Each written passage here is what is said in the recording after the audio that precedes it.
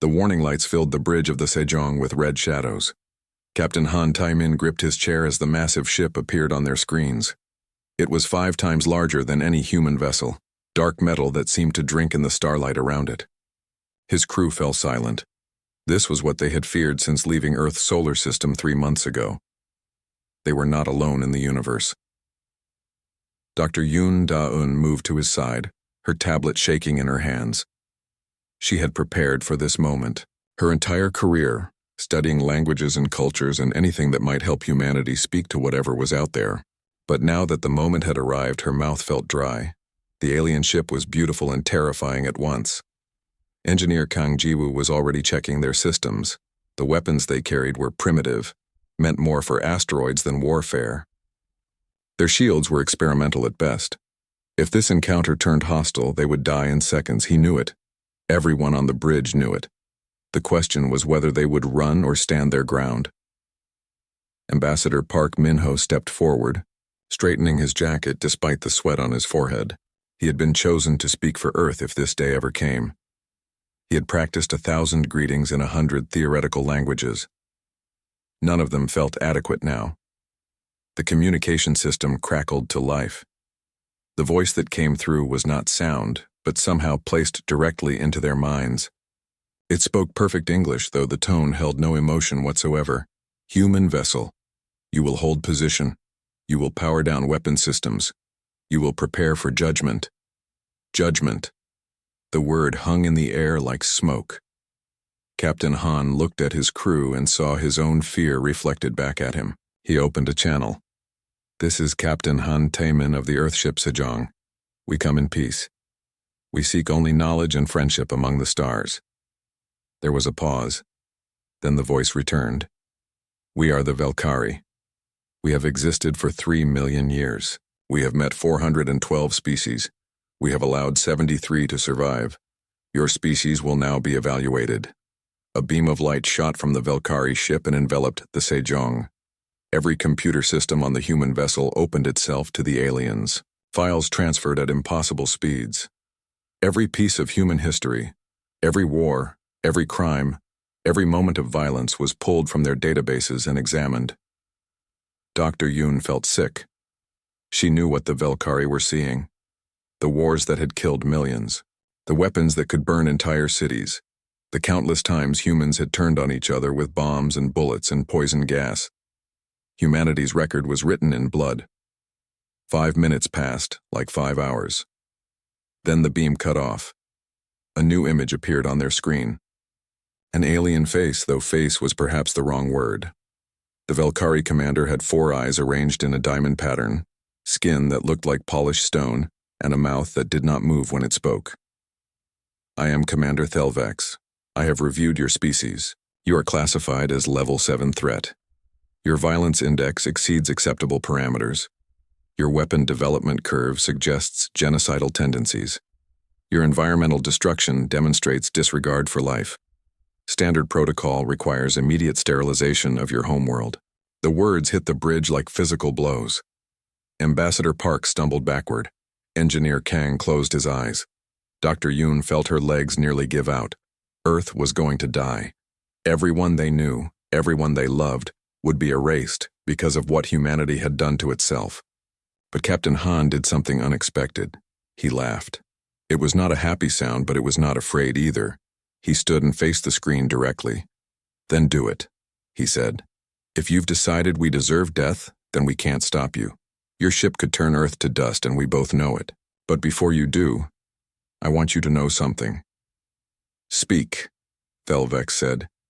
You've seen our violence. You've seen our wars. But did you see the people who stopped those wars? Did you see the hands that rebuilt what others destroyed?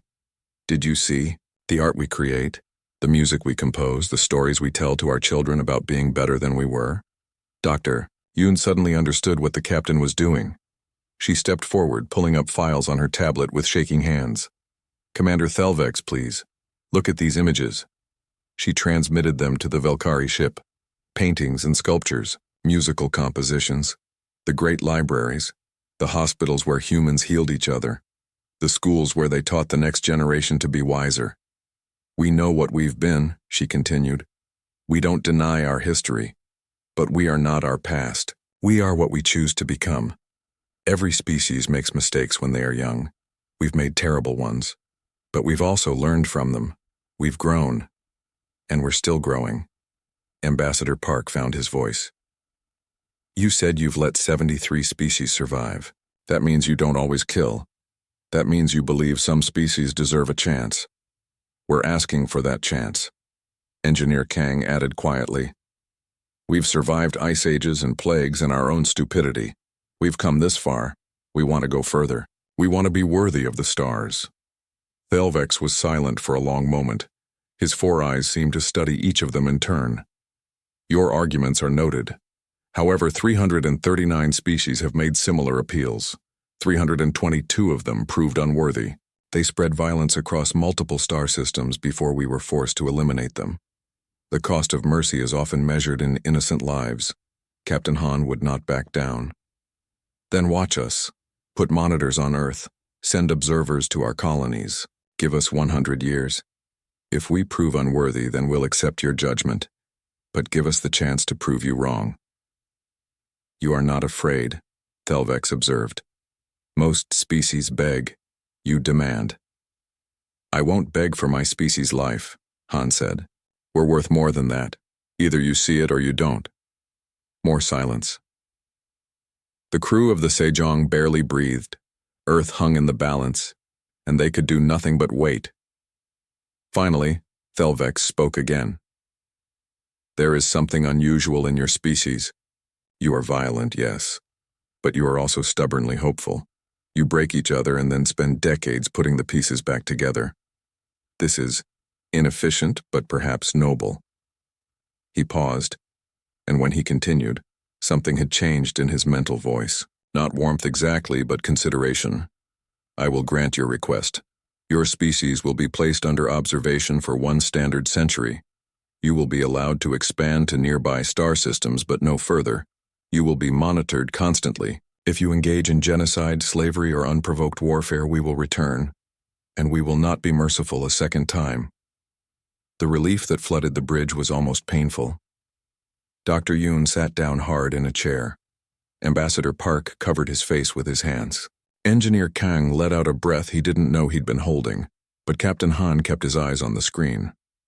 We won't waste this gift. Thank you, Commander.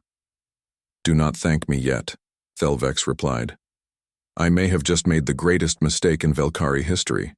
Your species frightens me, Captain, but you also interest me. I hope you prove me right to spare you. The Velkari ship began to pull away, preparing to jump to faster-than-light speed. One final thing, Thelvex said.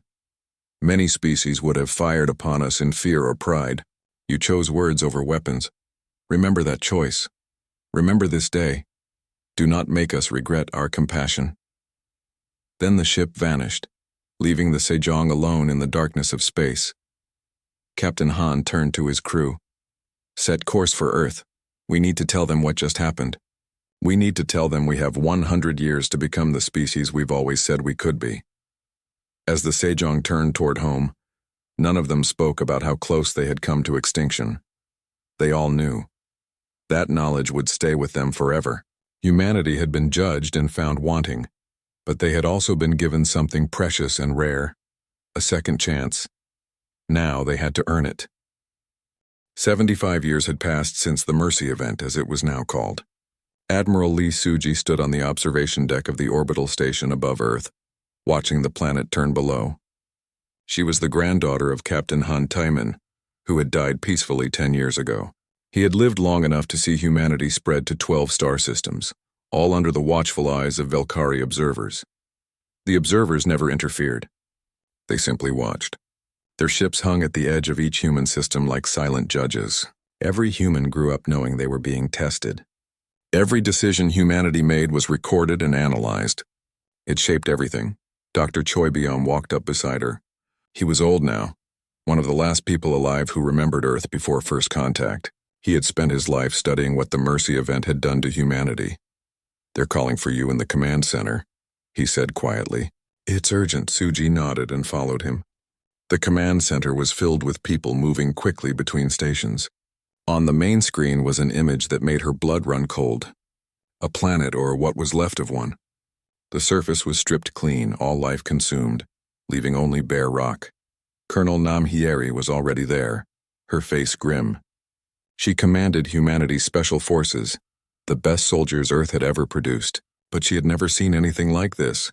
What happened? Suji asked. The Velkari sent us this 20 minutes ago, Hieri replied. That's the planet Varix 4.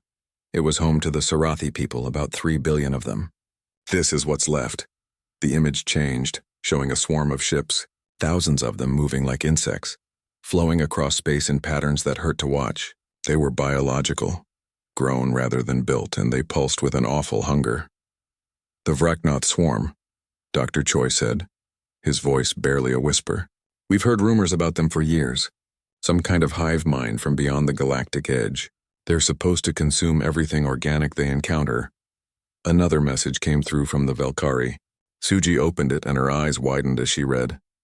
When she looked up, everyone was watching her. They're asking for our help, she said. The Velkari are losing against the swarm. They've never faced anything like this. They're asking if humanity will join the fight. Silence filled the command center. The weight of the request was enormous. Humanity had spent 75 years proving they were peaceful. They had avoided every conflict, settled every dispute with words, built rather than destroyed. And now the species that had nearly wiped them out was asking them to become warriors again. We need to take this to the council, Hieri said. This isn't a military decision. This is about who we are. 3 days later, Earth's council gathered, representatives from every nation, every colony, every part of human civilization. The debate lasted for hours. Some argued that humanity owed the Velkari nothing. Others said this was exactly the kind of violence they had sworn to leave behind. But many others saw something different. Dr. Choi spoke to the council, his old voice still strong. The Velkari judged us for our violence, but they also saw our potential for growth. If we turn away now, we prove we learned nothing. We prove we only care about ourselves. But if we fight not for conquest but for protection, we show them what we've become. We show them that human strength can be used to save rather than destroy. A young pilot named Jiang Siwu stood up. He was barely 25, part of the generation born after first contact. My grandmother told me about the Mercy event. She said we were spared because Captain Han convinced the Velkari we could be better. Now they need us. They spared us. Shouldn't we spare them? The vote took another full day. When it was done, the result was clear. Humanity would fight, not because they wanted war, but because they wanted to protect life. All life, even the life of those who had once threatened them. Admiral Suji began mobilizing the fleet immediately. Humanity had built many ships in 75 years, but most were for exploration or transport. Now they began converting them, adding weapons, reinforcing shields. It was strange to prepare for war after so long at peace. Colonel Hieri started training joint forces with the Velkari. The first meetings were awkward. The Velkari soldiers were confused by human tactics, which seemed reckless and improvised. Human soldiers were intimidated by Velkari technology and experience. But slowly, they learned from each other. Jiang Siwu volunteered for the most dangerous missions. He flew reconnaissance runs into swarm-controlled space, mapping their movements, learning their patterns. He came back from each mission with his ship damaged and his hands shaking, but he always went back out. Why do you take these risks? A Velkari pilot asked him once. Because someone has to, Siwu replied, and I'm good at it. And because my whole life I've lived under your observation. Now I want to show you what humans can do when we fight for something that matters. The war began in earnest 6 months after the Council's vote. Humanity sent 200 ships to join the Velkari fleet. It was a tiny force compared to what the Velkari fielded. But it mattered. It mattered because humanity had chosen to stand with those who had once stood against them. The first battle was brutal. The swarm ships were fast and numerous. They didn't fight with tactics or strategy. They simply overwhelmed with numbers. Human ships took terrible losses, but they learned quickly. They began using tactics the Velkari considered insane. Ramming maneuvers, zero-range weapon discharges, even piloting damaged ships directly into swarm formations to detonate their reactors. One human captain, Oyunji, became famous for what the Velkari called impossible victories. She commanded a small frigate, but somehow always appeared where she was needed most. She saved a Velkari colony by leading 3 swarm dreadnoughts into a gas giant's gravity well. She rescued a damaged Velkari flagship by creating a debris field that confused the swarm's sensors. The Velkari could not understand how she did it. "You calculate probabilities and choose the best option," she explained to a Velkari admiral. "We calculate probabilities and then do something completely different. Sometimes crazy works." On the ground, human soldiers proved equally effective. A corporal named Beijina held a defensive position alone for 16 hours while civilians evacuated behind her. She was wounded 7 times but refused to fall back. When reinforcements finally arrived, they found her standing in a pile of destroyed swarm creatures still firing. The Velkari had never seen anything like human determination. They were efficient soldiers who followed doctrine and preserved their forces. Humans threw themselves into impossible situations and somehow survived through pure stubbornness. But it was Dr. An Doyen who made the breakthrough that would change the war. He was a xenobiologist who studied the swarm's biology. After months of research, he discovered something crucial. The swarm had a central intelligence, a core consciousness that directed all the others. If they could destroy it, the entire swarm would collapse. The problem was finding it. The core moved constantly, protected by millions of swarm ships. It would take a massive coordinated assault by both human and Velkari forces. It would cost thousands of lives. But it might end the war. Admiral Suji brought the plan to the Joint Command. The Velkari generals studied it carefully. It was risky. The casualties would be enormous, but it was also their best chance. "Humanity has already given so much," a Velkari general said. "We cannot ask you to sacrifice more." Suji shook her head. "You're not asking. We're offering. This is what we came here to do." The preparation took weeks. Every available ship was recalled and prepared. Soldiers who had never expected to see combat trained for the most important battle of their lives. Jiang Siwu volunteered to fly the lead ship, the one that would have to get closest to the swarm's core. The night before the battle, Dr. Choi sent a message to every human ship. It was simple. 75 years ago, we were spared. Tomorrow, we return that gift. When the battle began, it was like nothing the galaxy had ever seen. Thousands of ships from dozens of species, all coordinated by human and Velkari commanders working together. The swarm fought back with everything it had, space filled with weapons fire and explosions and the screams of dying ships. Humanity took terrible losses. Ships that had been built with hope and wonder were torn apart. Soldiers who had families waiting at home died in the cold darkness. But they kept fighting. They pushed forward meter by meter, death by death, until finally Jiang Siwu's ship broke through. He flew straight into the heart of the swarm, his ship already falling apart around him. The weapon Dr. An had designed was armed and ready. Siwu transmitted one final message. "Tell them we proved worthy." Then he fired. The swarm's core collapsed. Across 1,000 star systems, the swarm ships suddenly stopped moving. They drifted lifeless. The war was over, but the cost was terrible. 40% of humanity's military was gone. The fleet limped back to Velkari space, damaged and broken. Commander Thelvex, now ancient and wounded, came aboard Admiral Suji's flagship personally. He looked at the exhausted human crew, at the damage everywhere, at the price they had paid. "We spared you once," he said softly. "You have saved us 1,000 times over." He died 3 days later from his injuries, but his final act was to recommend humanity for full membership in the Galactic Council. Humanity had passed their test. The war against the Vraknoth swarm lasted 4 years. 4 years of blood and fire and death among the stars. General Shin Yunho commanded the human expeditionary forces from a ship called the Indomitable, a name that seemed to mock them every time they limped back from another battle. Yunho was a career soldier who had joined the military hoping never to fight. For 50 years, humanity's armed forces had been peacekeepers and rescue workers. Now they were warriors again, and it ate at him every single day. He kept a list of every human who died under his command. The list grew longer with every battle. Captain Oyunji had become a legend in just 2 years. Her frigate, the Swift Wind, was famous for appearing where the fighting was worst and somehow surviving. She had a gift for seeing patterns in chaos, for finding the one move that would turn impossible odds into unlikely victories. The Velkari called her the Ghost because she seemed to phase through enemy formations like she wasn't really there. But Yunji knew the truth. She wasn't a ghost. She was just lucky, and luck always ran out eventually. Every time she brought her crew home, she thanked whatever force in the universe was protecting them. Every time she sent them back out, she wondered if this would be the mission where her luck finally died. On the ground, Corporal Bay Gina had become something else entirely.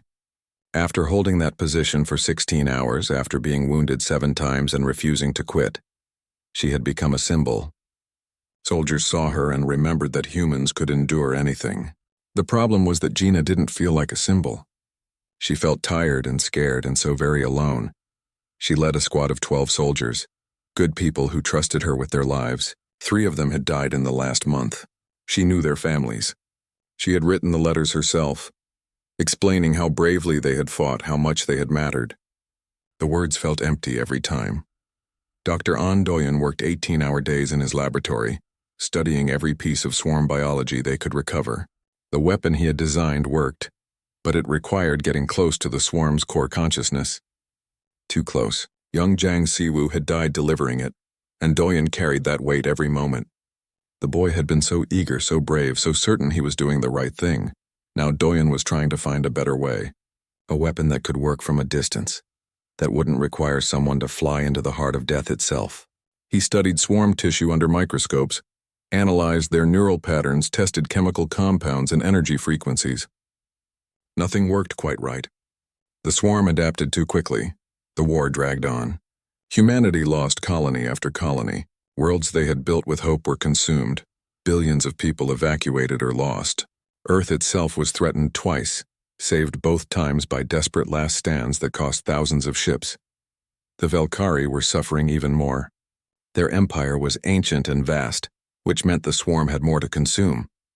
Entire sectors went dark. Species that had existed for millions of years vanished in weeks. The galaxy was bleeding.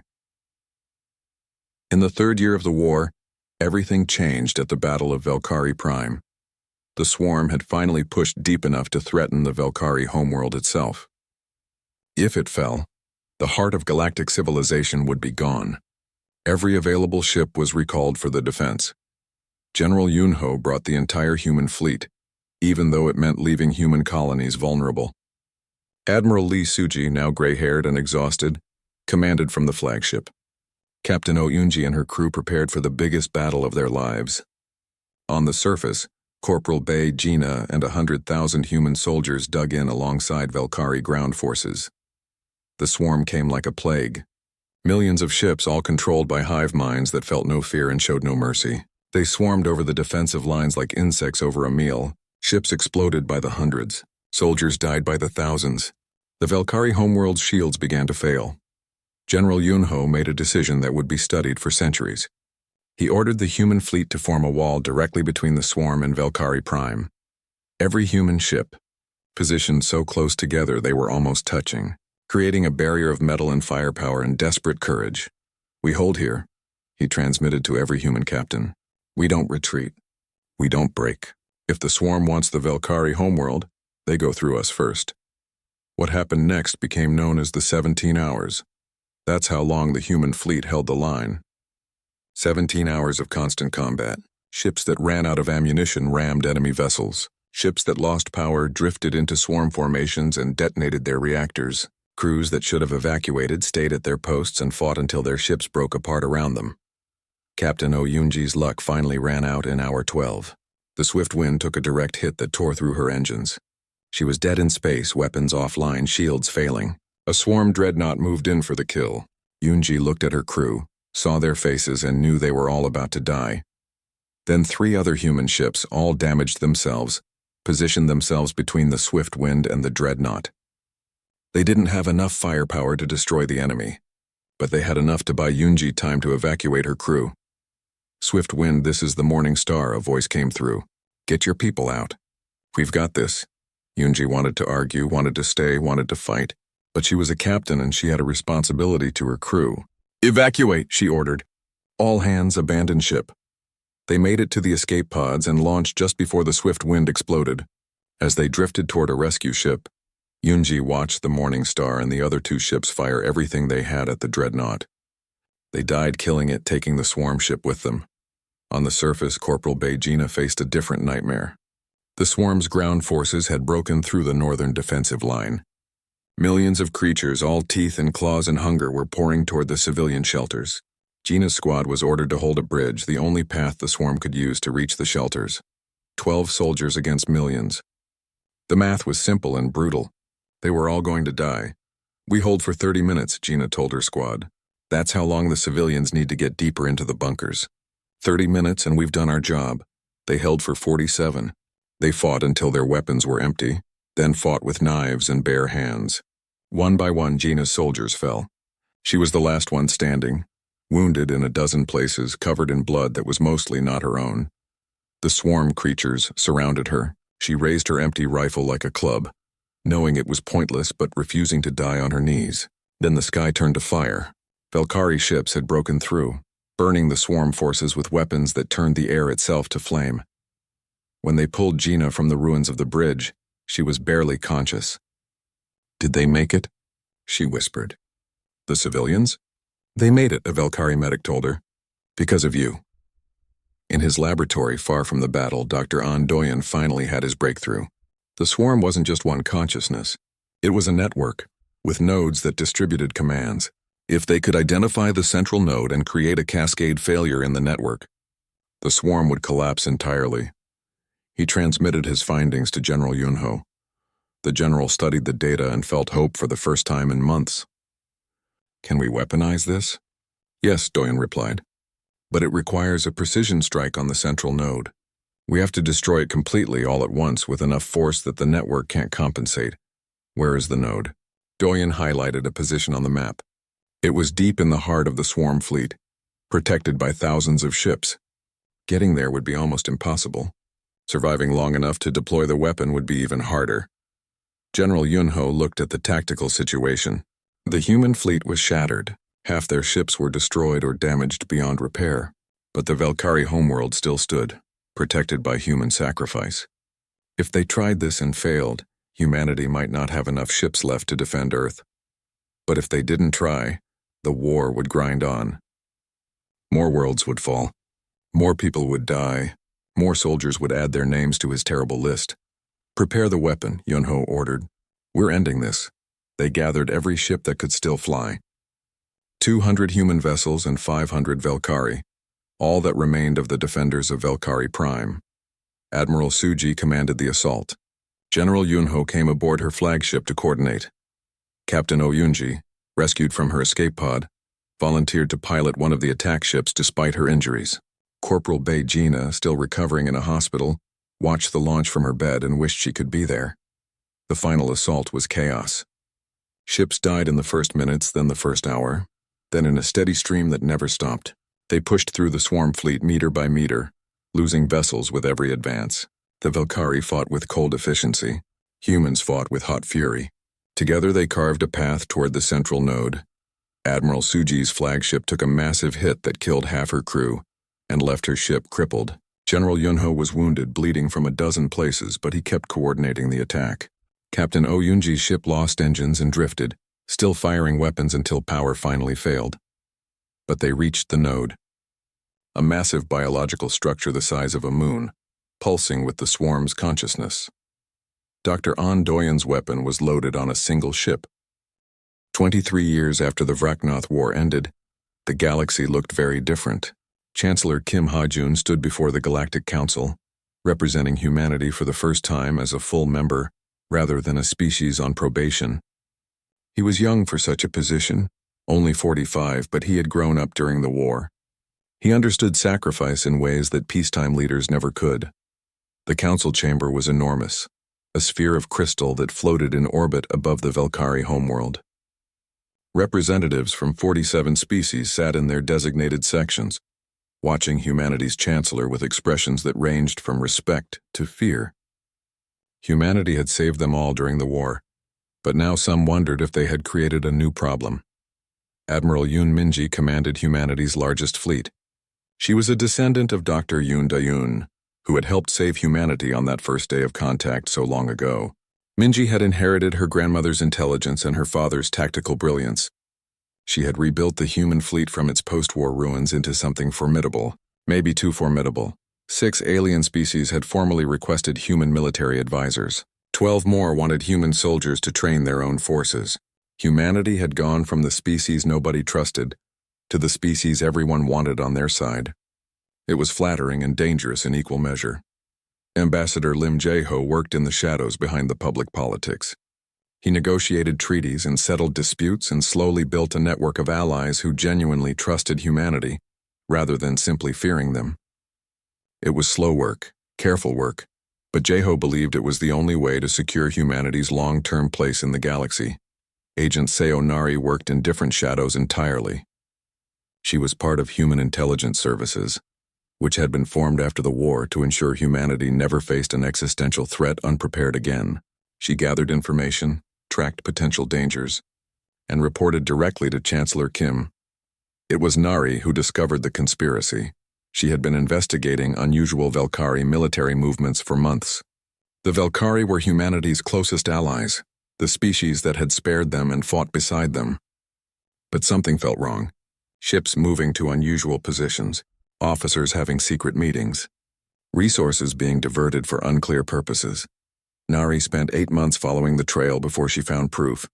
A radical faction within the Velkari military was planning to destroy Earth.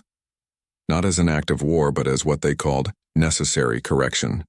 The evidence was detailed and damning. The radicals argued that sparing humanity had been a mistake. They pointed to humanity's rapid military expansion, their influence over other species, their stubborn refusal to follow established protocols. They claimed humanity was becoming exactly the threat Commander Thelvex had feared, and they wanted to eliminate the problem before it was too late. The attack was planned for 6 months ahead. Enough firepower to crack Earth like an egg. Hidden bases, secret alliances, officers who believed they were saving the galaxy by destroying the species that had saved them. Nari brought the evidence to Chancellor Kim. He read through it 3 times, his face getting paler with each pass. When he finally looked up, his voice was steady, but his hands were shaking. "How certain are you?" "Completely certain," Nari replied. "I've verified everything twice. The conspiracy is real. The threat is real." Kim looked out the window at the stars. Earth was out there somewhere, 300 light-years away. 4 billion people going about their lives, completely unaware that someone was planning to murder them all. "We could strike first," Admiral Yoon said when she was briefed. "Take out their bases before they're ready. Arrest the conspirators. Show strength. That would prove them right," Kim replied. "They think we're dangerous. If we attack the Velkari, even in self-defense, we become exactly what they fear." "So what do?" Yoon asked. "Wait for them to kill us?" "We find allies within the Velkari," Ambassador Lim suggested. "Not all of them support this. Most of them probably don't even know it's happening. We expose the conspiracy and let them handle their own radicals." It was risky.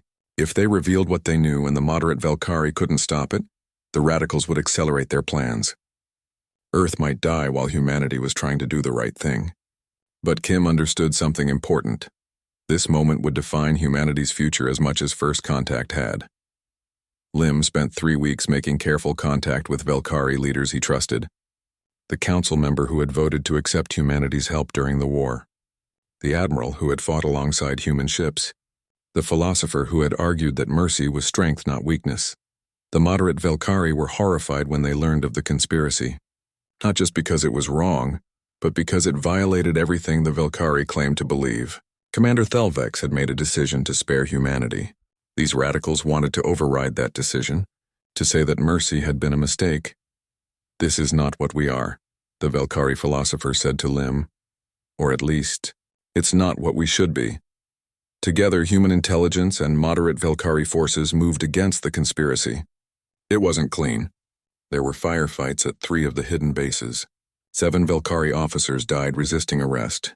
2 human agents were killed in an ambush. But they uncovered the full extent of the plot and stopped it before the attack could be launched. The evidence was presented to the Galactic Council. Every species saw proof that a faction within the Velkari had planned genocide against humanity. The galaxy held its breath, waiting to see how humanity would respond. Many expected retaliation. Some species even prepared to support humanity if they chose to strike back.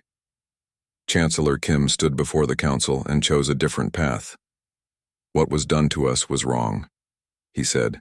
Conspiracy to commit genocide is wrong regardless of the reason. But we will not seek revenge. We will not demand reparations. We will not hold the Velkari species responsible for the actions of a few radicals. He paused, looking at the Velkari representatives. They looked ashamed, devastated by what members of their own species had tried to do. 75 years ago, the Velkari had every reason to destroy us. Our history was violent. Our potential was dangerous. By every logical measure, we were a threat. But Commander Thelvex chose mercy.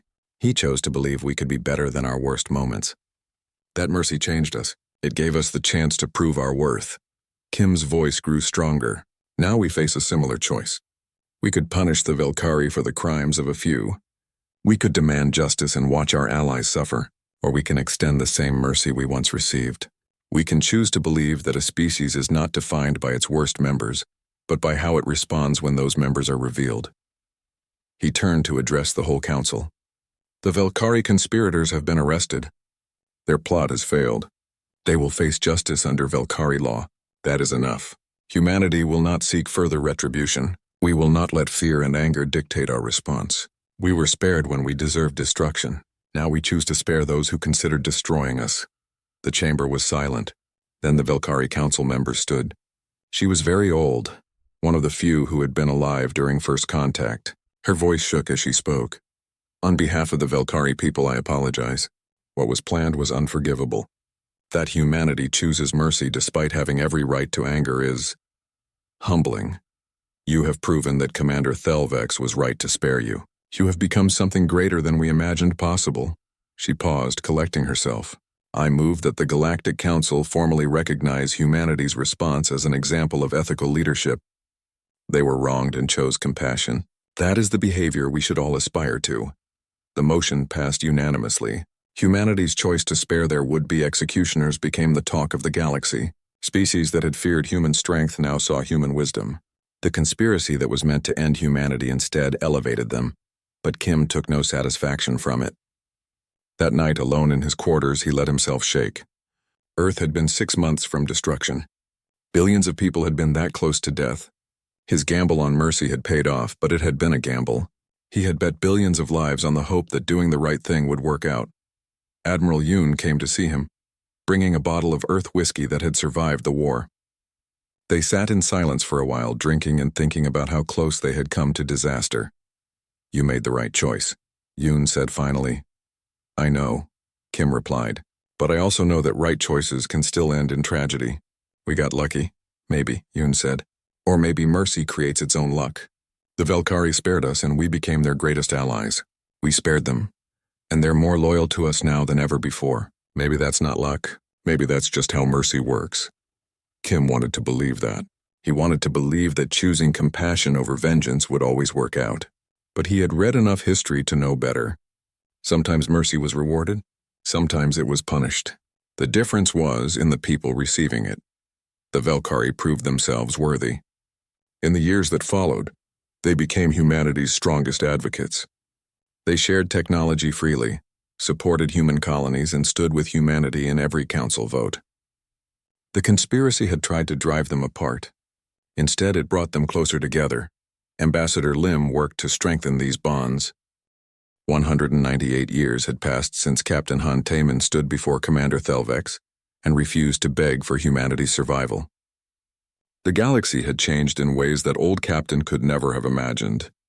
Keeper Han Soman, his great-great-great-granddaughter, stood before the Mercy Monument on Earth, watching the sunrise paint the names carved in stone with golden light. The monument was massive, covering 3 square kilometers.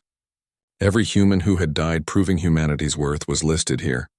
Every Velkari who had voted to spare humanity had their names inscribed in places of honor.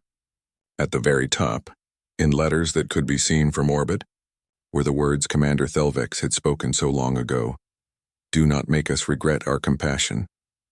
Soman was young, only 28, but she had dedicated her life to preserving the true story of humanity's journey. Too many people treated the Mercy event as mythology now, a story too perfect to be completely true. She made sure they remembered the real history, the fear, the desperation, the terrible costs of the choices their ancestors made. Cadet Park Ji-won stood beside her, fresh from the Galactic Academy. He was nervous, which was understandable. Tomorrow he would ship out as part of the first exchange program with the Drexari, a newly discovered species that everyone agreed was trouble. "Tell me about them again," Ji-won said. "The Drexari." Soman pulled up a data file on her tablet. "They're at roughly the same technological level we were at first contact. They've had 3 major wars in the last 50 years. They've developed nuclear weapons and used them twice. Their environmental damage is approaching critical levels. By every measure, they're on the same path we were. And the Council wants to exterminate them." "Some Council members do," Soman corrected. "They see the Drexari as we were seen. Violent, dangerous. A threat that should be eliminated before it spreads. Others want to try intervention, but nobody knows if that would work. The Drexari are suspicious of outsiders, so humanity volunteered to mentor them." "Of course we did," Soman smiled. "We're the only species who really understands what they're going through. We were them once." Ambassador Kwon Tae-jun had spent 6 months arguing humanity's case before the Council. He was old now, in his 70s, but his passion had not dimmed. He had grown up hearing stories about the Mercy event from his grandmother, who had known Captain Han personally. He understood in his bones what it meant to be given a second chance. "The Drexari deserve what we received," he had argued before the Council. "Judgment, yes. But also opportunity. The chance to prove they can be more than their worst moments." The debate had been fierce. Many species pointed out that the Velkari had lost thousands of ships during the Vraknoth War, because they'd been too weakened by sparing humanity. They argued that mercy was expensive and the galaxy couldn't afford to repeat that mistake. But Kwon had an answer for that too. The Velkari were weakened by the war, yes. But who fought beside them? Who died to save their homeworld? The species they had spared. The mercy they showed us was returned 1,000-fold. That's not a cautionary tale about the cost of compassion. That's proof that mercy creates allies. The vote had been close, but humanity's proposal won. The Drexari would not be destroyed. Instead, humanity would attempt first contact and, if possible, guide them toward a better path. It was an enormous responsibility. If humanity failed, if the Drexari became a threat, it would be humanity's fault. But Kwon believed it was worth the risk. The first contact did not go well. The Drexari were hostile, viewing the humans with suspicion bordering on paranoia. They had detected alien ships near their system and assumed invasion was coming.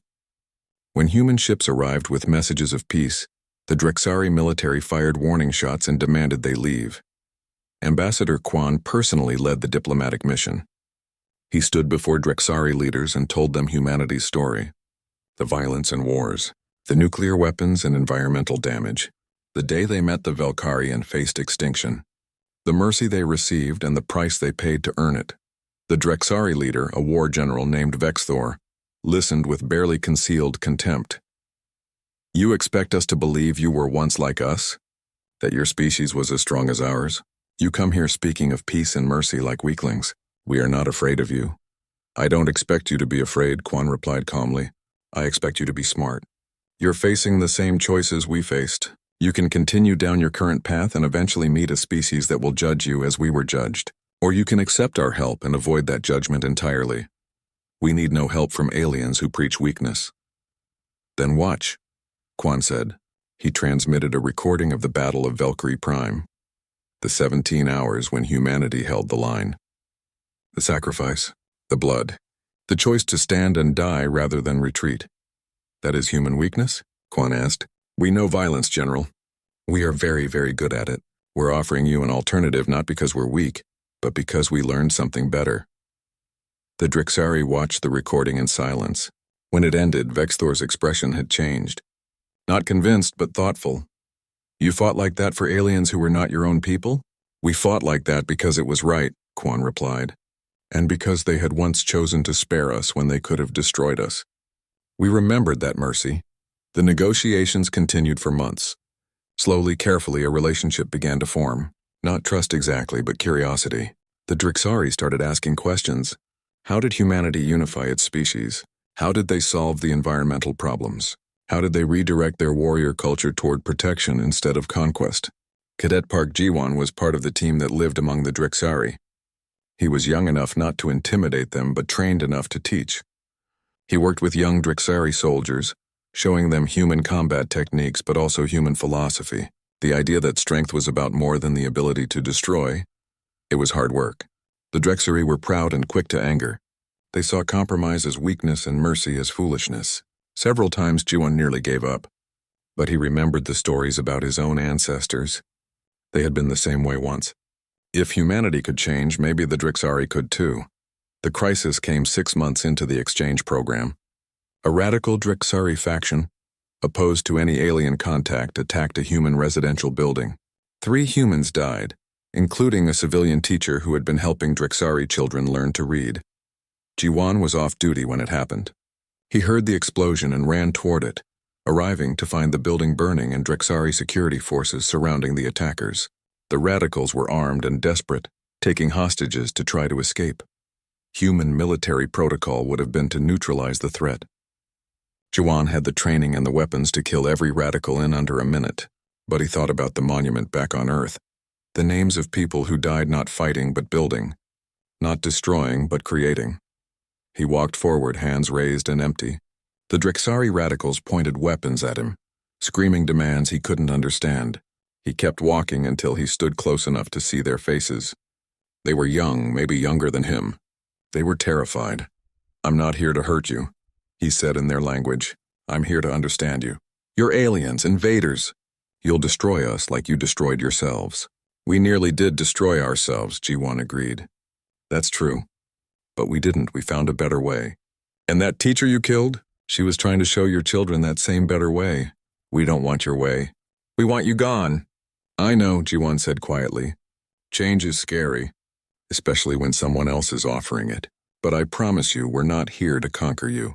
We're here because we remember what it's like to be where you are, and we want to help." The standoff lasted 3 more hours.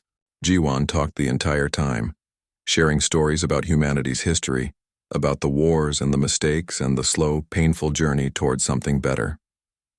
The other humans held their fire, trusting him even though every tactical instinct said to take the shot. Finally, one of the young radicals lowered his weapon. Then another. Then all of them. They didn't surrender to Drexari security. They surrendered to Jiwon, trusting that the human would treat them fairly. The incident became a turning point. General Vexthor personally apologized to Ambassador Quan. "Your soldier had every right to kill our radicals." Instead, he talked to them. He treated them like people rather than problems.